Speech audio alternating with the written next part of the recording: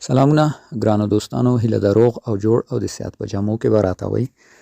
ملګرو، زه بیا هم تاسو ته نن ورځ د یو نوي ویډیو سره راغلم. هیله ده دغه ویډیو مو هم د خوښۍ وړ وګرځي.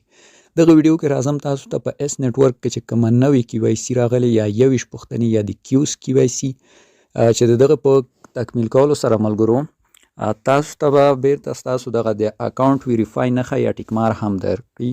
که څوک دغه په سم ډول ترسره کړي نو دغه خپل ویریفیکیشن به بیرته ترلاسه کړي. نو ملګرو، په دغه ویډیو کې راځو تاسو ته د دغو پوښتنو سم ځوابولو طریقه درښیو. نو که دغه ډول ویډیوګانو سره شوق او علاقه لرئ، چینل سبسکرایب، ویډیو در سره لایک کړئ. راځو د ویډیو په طرف. ملګرو، په اس نیټورک کې چې دغه پوښتنې هر چاته په یو اندازه تغییر مختلف راځي. یعنی څنګه مختلفي؟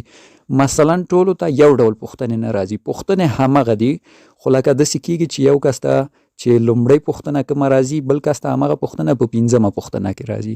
مثلا یو کس ته ځینې وخت لږ مختلف سوال راځي. مثلا یو کس ته راځي ورته وایي چې اس نیټورک څه شی ده، د مثال په ډول. بل کس ته راځي بله پوښتنه ته کوي. یعنی لږ سره تفاوت او فرق هم لري، چې په دغه خاطر ملګرو موږ نشو کولی چې راسو دغلته تاسو ته په ویډیو کې په لایف ډول د دغه پوښتنو ځوابول در وښیو. خو دغه پوښتنو ځوابونه به موږ په خپل ټلګرام چینل کې تاسو ته واچو. ملګرو، دغه زموږ ټلګرام چینل ده، لینک په لومړي کومنټ کې ږدمه، راشئ دې ته به جوین شئ.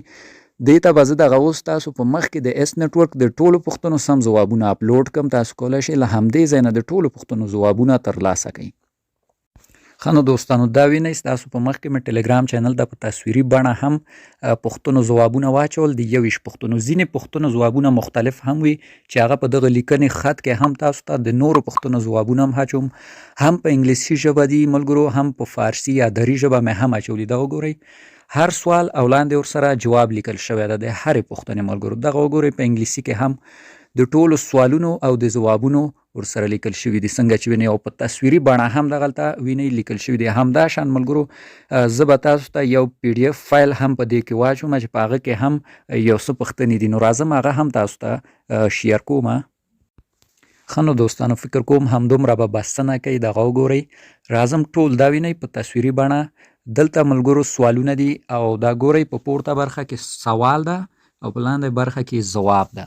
نو تاسو یو کار وکړئ، دغه پوښتنې لومړی ځان سره تکرار کړئ چې ښې مو یادې شي. بیا بعد له هغه لاړ شئ اس نیټورک کې پې ټرای وکوئ او دغه حل کړئ.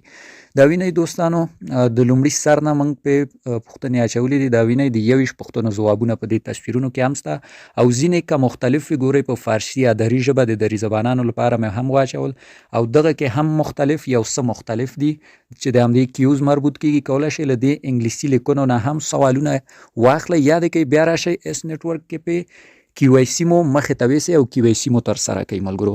او همدا شان کله چې تاسو KYC وکوئ یا دغه 21 پوښتنې کې په سم ډول ځواب کوئ، نو تاسو ته مو د اکاونټ دغه ټیکمار بیرته درکول کېږي. او همدا شان ملګرو، په دغو پوښتنو کې که تاسو چیرته 3 پوښتنې غلطې ځواب کوئ هم کوم مشکل نه لري. باید باقي مانده تاسو 18 پوښتنې په سم ډول ځواب کوئ. که 3 دانې غلطې هم کوئ، څنګه چې مو ویل، کوم مشکل نه لري، بیا مو هم KYC منل کېږي. خو کله 3 نه مو زیاتې غلطې ځواب کړئ، KYC مو فیلډ کېږي او تاسې صرف 3 چانس لرئ چې دغه KYC ترسره کړئ. نو که 3 واړه چانس مس شول، KYC مو فیلډ کېږي. او همدا شان د هغو کسانو چې KYC یا 3 ځلې غلط ځواب ورکړی، لکه څنګه چې ګورئ زما غوندې، نو د هغې مایننګ غیر فعال کېږي ملګرو، مایننګ یې درېږي. که څه هم تاسو دلته وینئ چې زما مایننګ خو فی الحال روان هم ده، خو امکان لري څو ساعته وروسته بند شي. نو دغه کسان به اوس څنګه کوي، د دوی په اکاونټ به څه پیښیږي او دغه مشکل به څنګه دی حل. ملګرو، دغه KYC یا دغه پوښتنې موږ چې څومره معلومات وکړل، 14 ورځې بیا راځي. تاسو کولی شئ 14 ورځې وروسته بیا دغه ځواب کوئ. خو تر هغه مودې معلوم نه ده چې دغه مایننګ به تر 14 ورځو ستاسو ولاړ وي او که نه به وي ولاړ. فعلا خو چې څنګه وینئ زما روان ده. نو هغو کسانو چې غلط ځواب ورکړی، نو هم د تشویش کومه خبر نشته. 14 ورځې وروسته دوباره تاسو ته دا پوښتنې راځي، کولی شئ ځواب یې کوئ او خپل اکاونټ مو په KYC کړئ. نو ملګرو، دغه زموږ ویډیو وه. څنګه چې مو ویل، د پوښتنو یو څه ځوابونه مختلف وي او بل ټایم کم وي، موږ نشو کولی په ویډیو کې تاسو ته یو په یو هغه حل کړو. نو ټلګرام چینل ته سر ووهئ، لاړ شئ، هغه پوښتنې ټولې در سره یادې کړئ او بیا لاړ شئ خپل د اس نیټورک په KYC باندې اقدام وکړئ. نو هیله ده چې دغه ویډیو مو د خوښې وړ ګرځېدلې وي. ویډیو در سره لایک کړئ، موږ مو په دعاګانو کې یاد ساتئ. نور تاسو په خدای سپارم.